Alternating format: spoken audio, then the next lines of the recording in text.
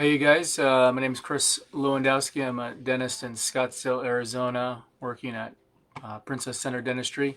Today we're going to do a quick little discussion about tooth implants, specifically what happens if you choose not to get an implant after an extraction or loss of tooth. So the answer to that question varies. It depends on where that tooth is or where that site is, and what's around that site. I grabbed a model to try to illustrate tooth loss. So if you lose a tooth in the back, and on this model I can kind of remove teeth. So if that back tooth is now gone, there is a tendency for that upper tooth to drop down into that space. And the reason it does that is basically gravity, or because it can. So teeth are kind of pre-programmed or genetically programmed to erupt until they hit something. And with no opposing tooth there to stop it, that upper tooth will probably migrate down. That can kind of screw up or create an interference when you go through some chewing motions. And it may actually end up in mobility with that upper tooth if it has a tendency to migrate a lot. Also, this neighboring tooth or the neighboring teeth may shift or drift back for the same principle. Is because there's space there, and as that bone remodels after an extraction, there's a tendency to have movement or potential movement in the neighboring teeth.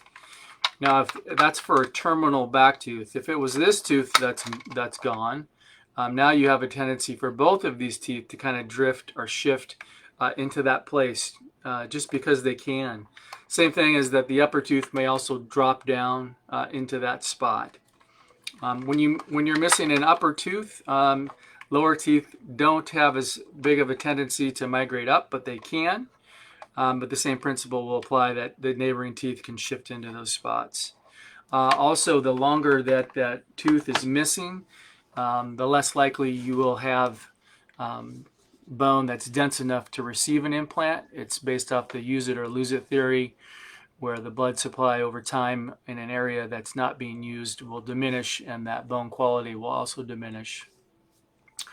So in a nutshell, if you don't restore, a tooth extraction site with an implant soon after the extraction, not only will your dentist be mad at you, but there are some consequences that are difficult to treat or reverse after the fact.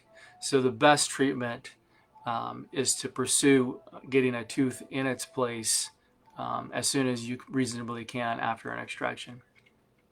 I hope that helps. We'll be doing more videos later in the week, and that'll be it for tonight. Again, my name is Chris Lewandowski from Princess Center Dentistry in Scottsdale, Arizona. I hope I have been some help.